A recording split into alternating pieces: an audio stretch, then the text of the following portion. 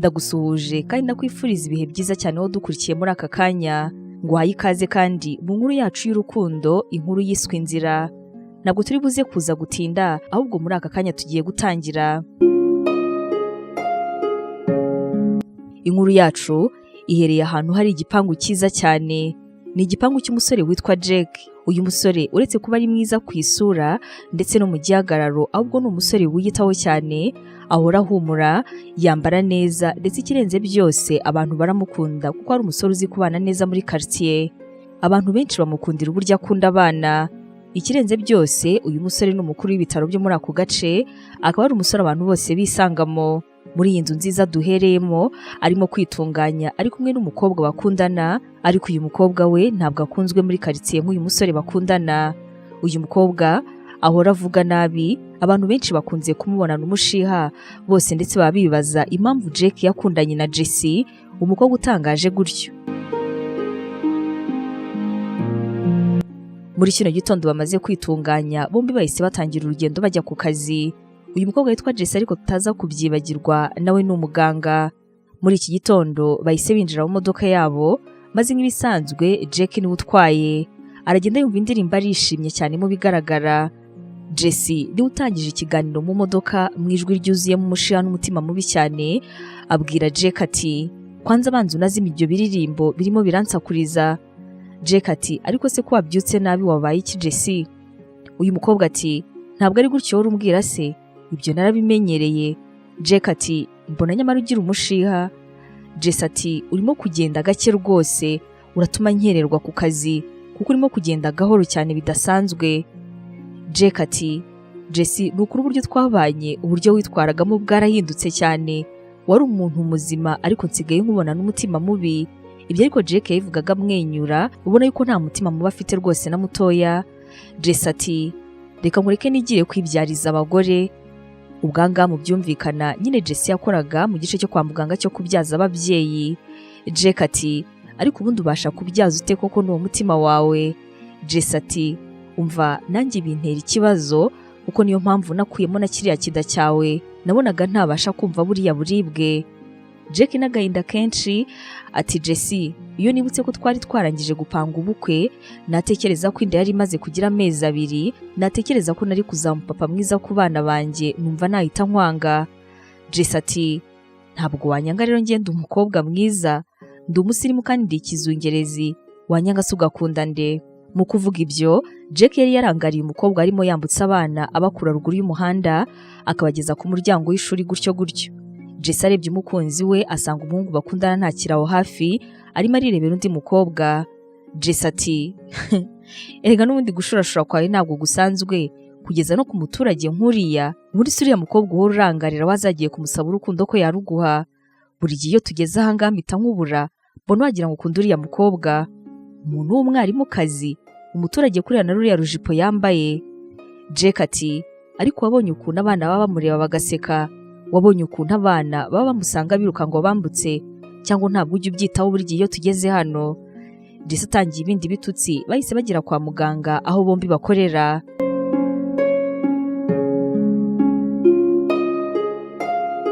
Jack yarasohotse ajya gukingurira umuryango Jessie, amusoma ku itama ati, akazi keza mukunzi. Jessie aho gusubiza umukunzi we neza, arimo ararenga abwira umukunzi we ati, wabimbwira n'ubundi utabimbwira, byanze bikunze n'ubundi ndibuze kuza kugakora. Umukobwa yahise yerekeza mu gice cyo kubyarizamo. Jack nawe yari muganga mukuru, urebye yakoraga mu gihe bibaye ngombwa, yari umwe mu bakuru b'ibyo bitaro. Umunsi utangiye kwira, Jack yaribajije ati, ariko wajya kuri rya shuri nkabaza amakuru ya wa mukobwa nabonaga yambutsa abana? Jack yafashe imodoka yerekezayo, hanyuma ku ishuri baramwakira, arabaza maze bamubwira yuko wa mwarimu yitwa Milly. Bahise bamubwira yuko uwo ngo wari wo munsi wa nyuma ku kazi, ko bari baramuzamuye mu ntera hanyuma bakamujyana mu kindi kigo, ikigo cyari kure cyane y'aho bari batuye. Directeur ariko yabwiye Jack ati, ariko niba ubishaka nta kibazo rwose twamuguhamagarira.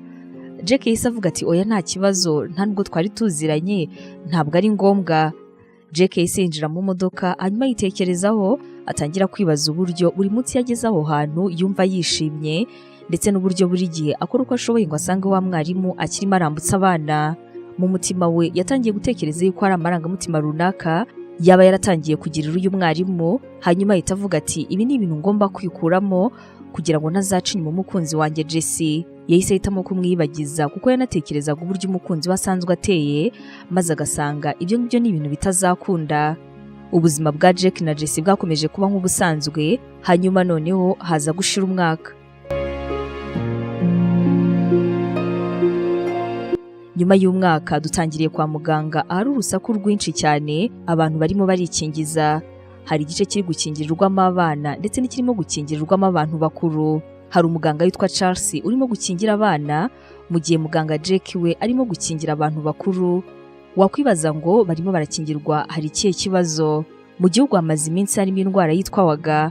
Iyi ngiyi ni indwara ihitana mu buryo bwihuse cyane abantu bose batikingije, dore ko kino cyorezo muri iki gihugu kimaze guhitana abantu barenga 2,000 mu gihe gitoya cyane. Hanyuma rero reka twigarukire hano ku bitaro. Umukuru w'ibitaro muganga David atangije gahunda yo gukingiza, atanga itangazo. Atangiye avuga ati: mwaramutse neza mwese, nimukomeze mugire umunsi mwiza. Murabizi yuko rero turi mu bihe bibi cyane by'icyorezo cya waga, akaba ari nayo mpamvu twatangije gahunda yo gukingira abantu. Ntabwo mvuga ibintu byinshi, ahubwo icyo nshaka kubabwira nuko bitewe n'uburyo uyu muti uryana cyane, abana nyuma yo gukingirwa bari buze kuza guhabwa utunini two gusinzira, ariko abakuru bo muri buze gukomeza kwihangana. Muganga akimara gutanga iryo tangazo, nk'uko bisanzwe ahandi hose, abakuru bagiye ku murongo wabo maze batangira gukingirwa na muganga Jack. Abana barimo bakingirwa bari hagati y'imyaka 8 ndetse n'imyaka 10. Muri ako kavuyo kose kwa muganga hinjiye umukobwa mu bitaro, hanyuma aza ari kuri telefone. Wumvaga arimo kuvuga yisobanura ku bandi bakobwa, basaga nk'abarimo baramuseka cyane. Uyu mukobwa ni imibiri yombi, mu bigaragara n'umukobwa mwiza cyane, ndetse ikindi bikaba binagaragara yuko arushye cyane. Amazina ye yitwa Milly, ni wa mwarimukazi twatangiranye mu mwaka ushize ubwo yambutsaga abana agikora mu kigo cy'amashuri cyari hafi aho. Kuri telefone umukobwa umwe mu barimo baravugana na Milly yari arimo aramubwira ati: sha uri umuswa cyane, koko umuntu ungana nkawe atinya urushinge. Undi mukobwa wari uri kumwe nabo ngabo barimo baravugana na Milly ati: iyo ndwara yo gutinya urushinge narayumvise ibaho, ariko ikibabaje cyane noneho ni umuti urimo imbere. Ati umuti urimo imbere uraryana cyane. Undi mukobwa nawe ahita abwira Milly ati: umva rero nkugira inama, jya ku murongo w'abana nibamara kugutera urushinge bari buze guhita baguha kanini ko gusinzira. Milly nyuma yo kumva izo nama zose yahise ashimira cyane Ange wari umaze kumuha inama, nuko arangije ahitamo kujya ku murongo w'abana kuko bari buhite bahabwa kanini ko gusinzira. Abantu bari aho batangiye kumwitegereza bagatekereza yuko yasaze. Abamubazaga bose yababwiraga yuko nyine atinya urushinge, ko ariko najya ku murongo w'abana bari buze kuza kumugirira impuhwe, hanyuma akamuha kanini ko gusinzira nibamara kumutera urwo rushinge. Muganga Jack nawe yari ari aho ngaho arimo arakingira abantu bakuru. Birumvikana nk'umuntu arimo gukingira abantu bakuru, akazi ke kagombaga kurangira mbere ya ka Charles wari urimo arakingira abana, hanyuma nyine akanabaha ibinini ngo basinzire. Jack amaze kurangiza abantu bakuru, yaje no gufasha Charles ngo barangize kare, atungurwa no kubona umurongo w'abana harimo umuntu mukuru.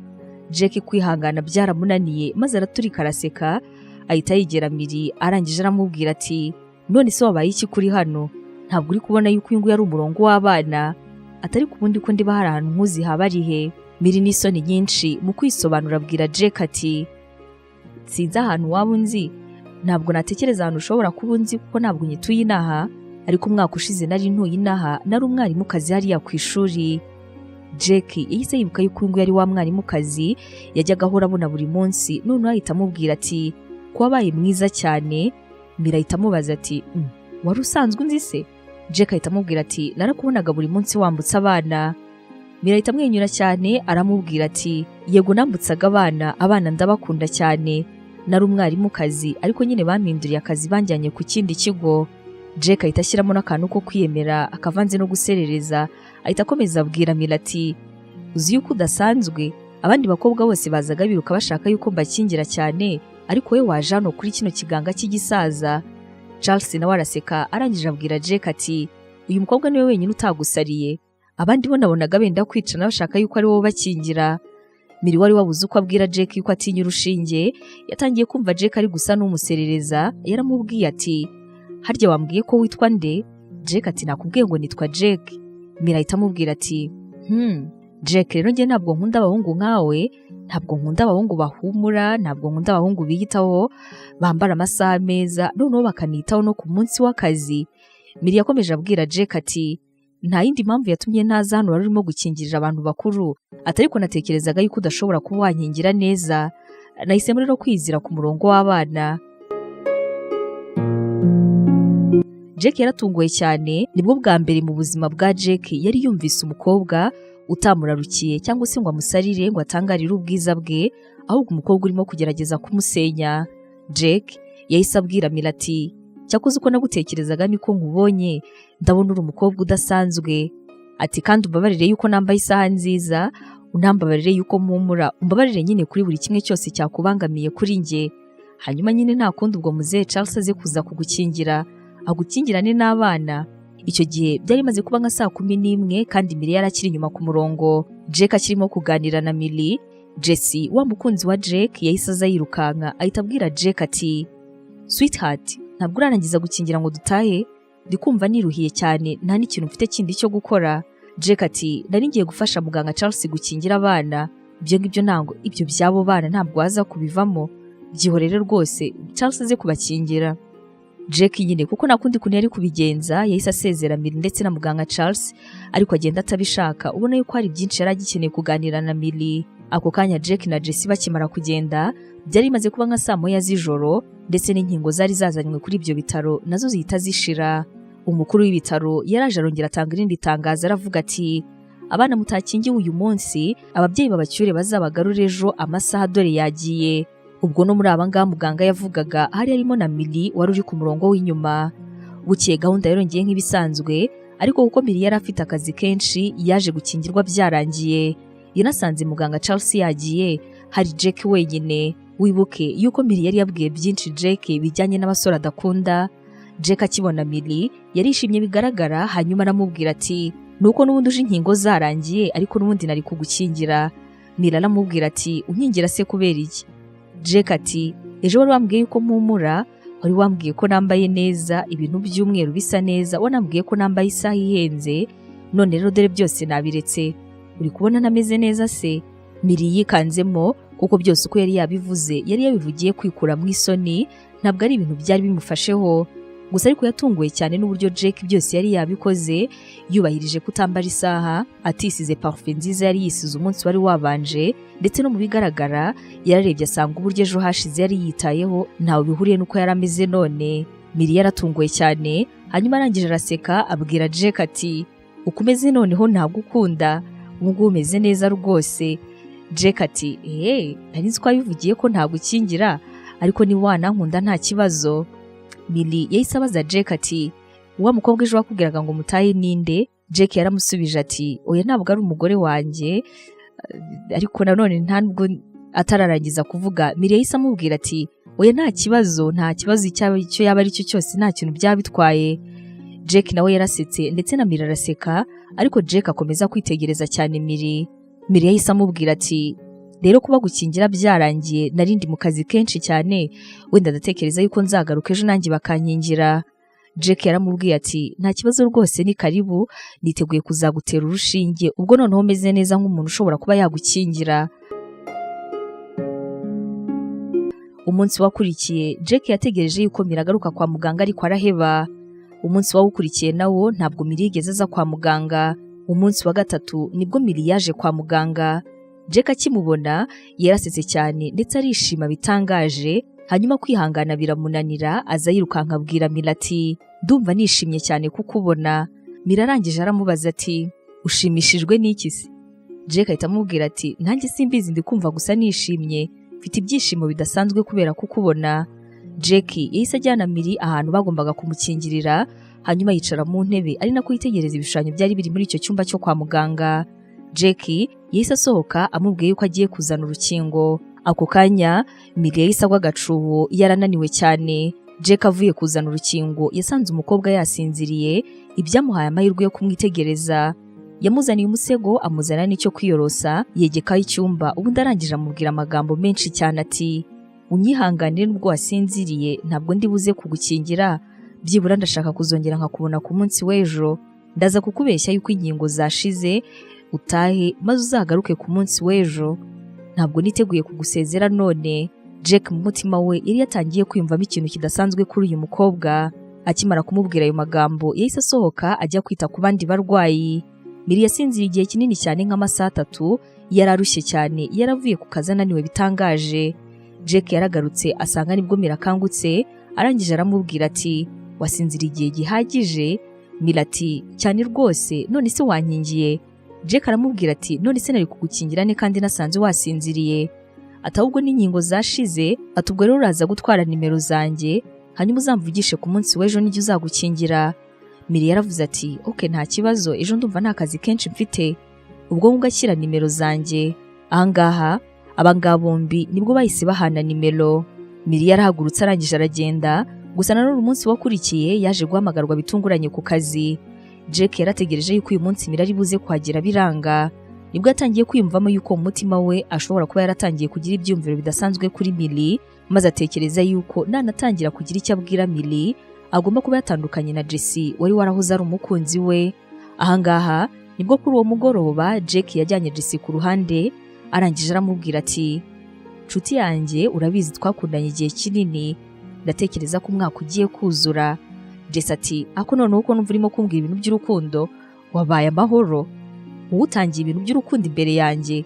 Jack aramubwira ati nyine niyo mpamvu nshaka kubikubwira, ati ndagira ngo gusa niba byagushobokera uyu munsi uze kwihangana ukuri ibintu byawe biri mu rugo rwanjye, ntabwo nyifuza gukundana nawe.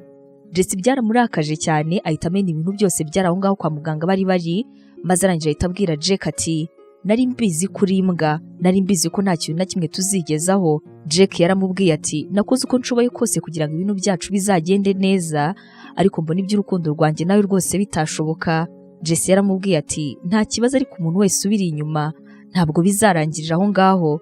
Jack aramubwira ati nta muntu ubiri inyuma, ninjye wicaye ndatekereza nsanga ko ibyacu bikwiriye kurangira. Jessie atamubwira ati sawa rero ndaza kohereza umuzamu aze atwara ibintu byanjye biri iwawe. Jack aramubwira turakoze cyane.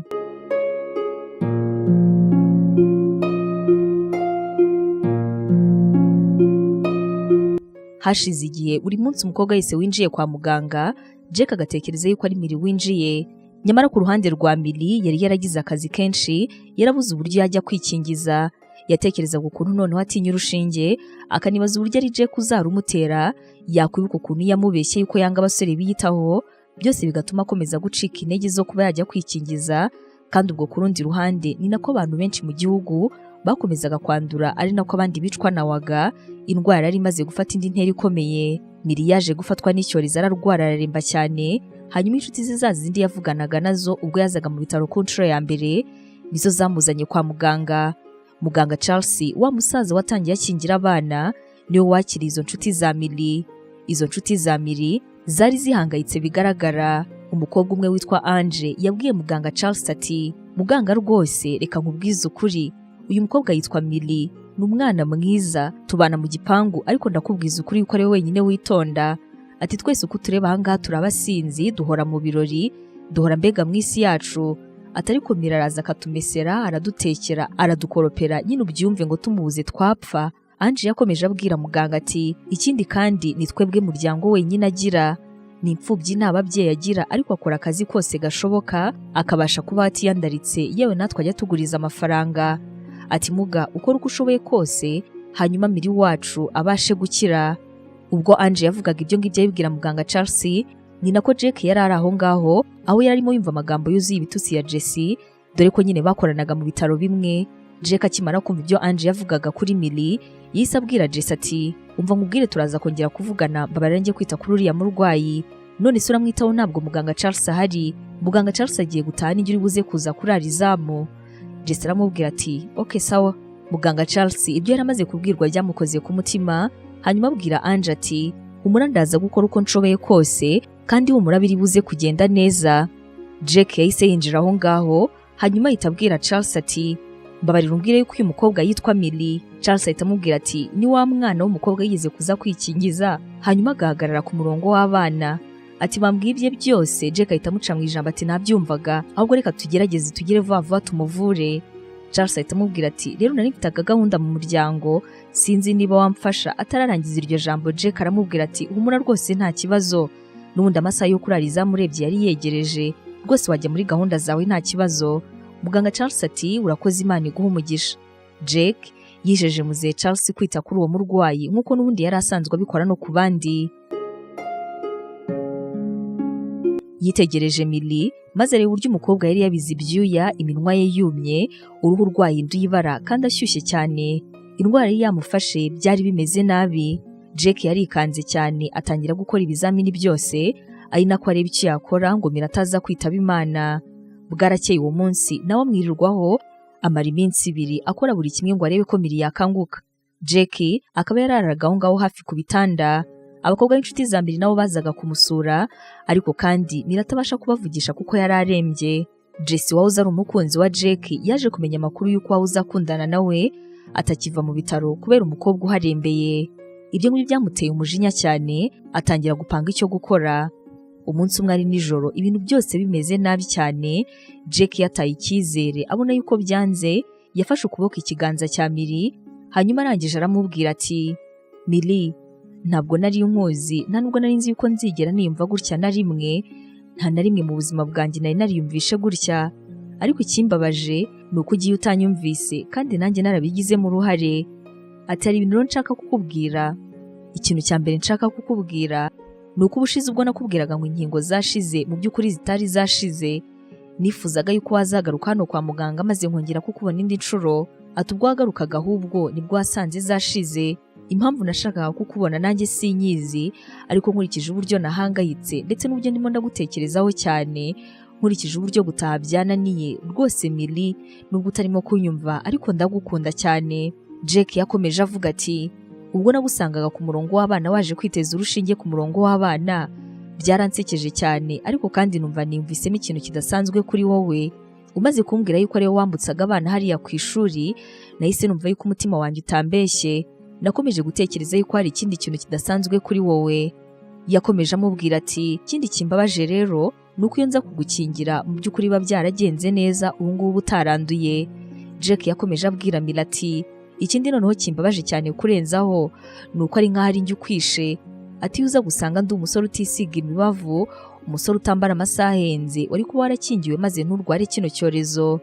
Jack n'ikiniga cyinshi ati nari naraje gukora kwa muganga, naga gukomeza gukurikira iby'iwacu kugira ngo nzite ku buzima bw'abantu, noneho nakunze nkibona kuko niwe mpereyeho ngirira nabi.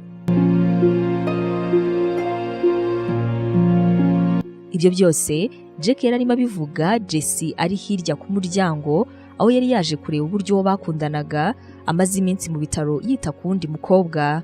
Akiri kuvuga ibi, Jesse nawe akirimo kubumviriza, birimo uburyo butunguranye yatangiye kuzunguza urutoki, maze mu ijwi rikirimo kurwara abwira Jack ati ntabwo ngiye gupfa, humura ndacyari muzima.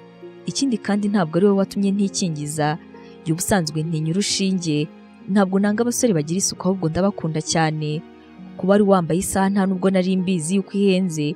Ati napfuye kwivugira ahubwo nuko byahuye. Nari nabuze uko nkubwira impamvu ntaje kwikingiza ku murongo w'abantu bakuru, numvaga binteye isoni. Njye ninya urushinge cyane, n'uyu munsi ni mu runtera ntabwo nzi uko bizagenda. Jack utarabashaga kumva uburyo Millie akangutse yarishimye cyane, hanyuma abaza Millie ati none se kuvuze byose iby'uko ngukunda ko nta kintu na kimwe ubimbwiyeho? Nanjye ntabwo mu by'ukuri nzi ibintu niyumvisemo nkimara kukubona, gusa icyo nzi cyo ni uko nabonye uri umusore udasanzwe kandi w'umutima mwiza. Ndamutse mvuze ko ngukunda naba nihuse, ariko kandi mvuze yuko nagukunda nabwo naba ndimo ndabeshya. Ubundi se ntabwo ngiye gupfa? Jack ahita amubwira ati oya nta kintu kibaye ahubwo Imana ishimwe, reka njye kukuzanira amazi. Jack yahise asohoka agiye kuzanira amazi Millie. Jesse nk'uko wabyumvise byose yarabyumvaga. N'umujinya mwinshi cyane, uyu mukobwa utari usanzwe wahoraga avugwaho ibintu bibi cyane, yahise yinjira muri kino cyumba Millie yararwariyemo, ahita afata imiti yari aho ngaho atangira kuyivangira mu icupa, arangije afata urushinge ahita ashyiramo wa muti yavangavanze, ahita atera Millie. Millie yaramubwiye ati none se muga kutari muramvugisha ni amahoro? Jesse n'umushiya mwinshi n'umutima mubi cyane aramubwira ati ubundi wowe ntaho uhuriye n'abandi bagore n'abakobwa bakunze umugabo wanjye. nabonaga byibura bari abasirimu atari ku wowe w'umwarimukazi. Nubwo Jake wanjye atakundaga abo bakobwa, ariko nakubwiraga yuko nabona bishe. Hanswe noneho wowe umukunzi wanjye arimo aravuga yuko akunda. Miri yaramubwiye ati reka ngusobanurire rwose, njyewe nta kintu na kimwe nigeze ntwara umukunzi wawe, nta nubwo nari nzi yuko mukundana. Ati kandi nubwo cyaba kinahari nabwo rwose umutari ukunyica. Jesse aramubwira ati ibyo ngibyo nibyo uri kwivugisha, njyewe nta kintu na kimwe waza umbwira. N'abaganga bose twakoranaga ahangaha bavugwagaho gukundana na Jake bose narabahitanye. Hanswe we akarwayi kadafite ishingiro. Jake ako kanya yahise yinjira avuye kuzana amazi. Hanyuma rero ahita abwira Jesse ati Jesse, ntabwo ndi igicucu, nta nubwo ndi ikigoryi, nta nubwo nkuyobewe, twabanye igihe gihagije. Uratekereza yuko nari kugusigira imiti yo kwica umuntu muri bino bitaro? Nari nyobewe se ko wakwinjira ahangaha ugakora ibibi? Iyo miti yose wavangavanze ni inkingo, nagira ngo nkubwire yuko aribo maze gukingira Miri muri aka kanya. Jake yakomeje abwira Jesse ati bari barambwiye yuko ariwe wishe muganga Jane ndetse na Clarisse, ariko ntabwo nabyemeraga. Ntunguwe no gusanga umukobwa twasangiye byinshi mu buzima bwanjye ari umwicanyi. Ako kanya Jake yahise ahamagara polisi, nayo ntiyatinda ihagera. Hanyuma rero polisi ihita ibwira Jesse iti ukurikiranyweho icyaha cy'ubwicanyi, ihita imwambika amapingu iramutwara. Miri yabwiye Jesse ati nta kindi nagusabira, Imana ikubabarire. Miri yaje gukira maze Jake ajya kumusura mu rugo, hanyuma baraganira. Ari nabwo bwa mbere Miri yarabwiye Jake yuko amukunda. Bahise batangira gupanga ibijyanye n'ubukwe. Ari ubukwe bwitabiriwe n'abo mu muryango wa Jake, aho bakunze cyane umukobwa noneho muzima umwana wabo yarabazaniye, bitandukanye n'uwo yari yaraberetse mbere w'umwicanyi. Baje kubyara, nuko Miri akomeza akazi ke k'ubwarimu muri cya kigo yakoragamo mbere. Jake ubwo yajyaga ku kazi yabanzaga kumufasha kwambutsa abana bose, hanyuma agakomereza kwa muganga. Jesse we akaba yaje gukatirwa gufungwa imyaka 30 kuko yaje kwemera icyaha. Wakoze cyane gufata umwanya wawe hanyuma ukadukurikira mu nkuru yacu y'urukundo yitwa Inzira. Niba yifuza kuzajya ukurikirana izindi nkuru z'urukundo, ukore subscribe hano kuri Yvette Sandrine. Hanyuma kandi niba yifuza yuko hari izindi nkuru z'urukundo twazagukorera, ubitwandikire mu bitekerezo. Ukomeze kugira ibihe byiza.